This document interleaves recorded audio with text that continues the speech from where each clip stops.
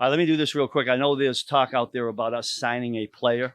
I don't know that there's pen to paper right now, so I won't go there. I did have a chance to speak with him last night. It was a good visit, and then I'll let Coach Reed take it from there. Okay, guys? And I'm sure we'll have opportunities to talk about that player going forward. So with that, I'll just open it up.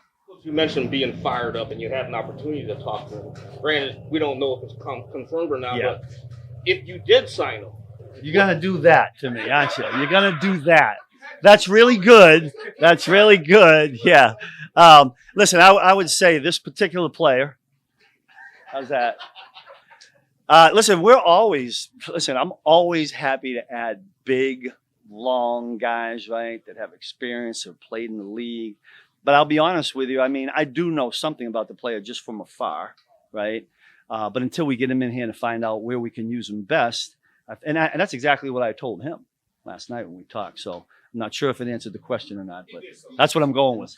I think this is going to be one of those years that it's going to take us 3, 4, 5 games, hopefully as we win, where we figure out where everybody goes and who should be doing this and who should be playing. I just think it's one of those years with all the new faces.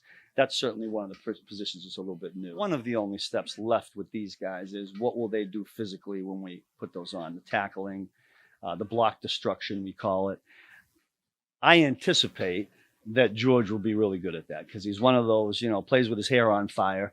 And I don't expect that to change. Now, every young guy that comes in, even though they may have dominated at a college level, there is a little bit of a learning curve, right?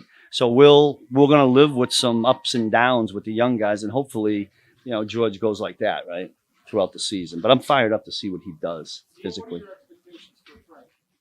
I'm not going to put expectations on Frank. I mean, I want Frank to be a steady player just like he has been. I want to, in the 4th year in the system, like all these guys that are in here for the 4th year, I would expect that the MEs go way down. That's an expectation on every veteran that's been here for 4 years, so it would be the same for Frank.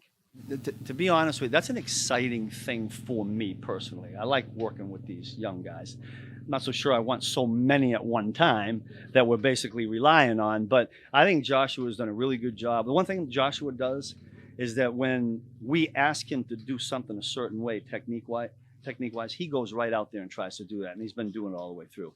There's a learning curve there, and there's going to be mistakes. I love the way he competes, though. What does Justin Reed bring to that as he's trying to learn? Yeah, I mean, Justin's very similar. I'm not sure right now because he hadn't been in the system that he's where Tyron was. I'm not sure anybody's going to get to that particular spot. But the guy that has stepped up is Juan Thornhill. I'm talking about out here from a communication standpoint and running the show. He's kind of taken that upon himself, which is about what Juan should be doing right now in his 4th year.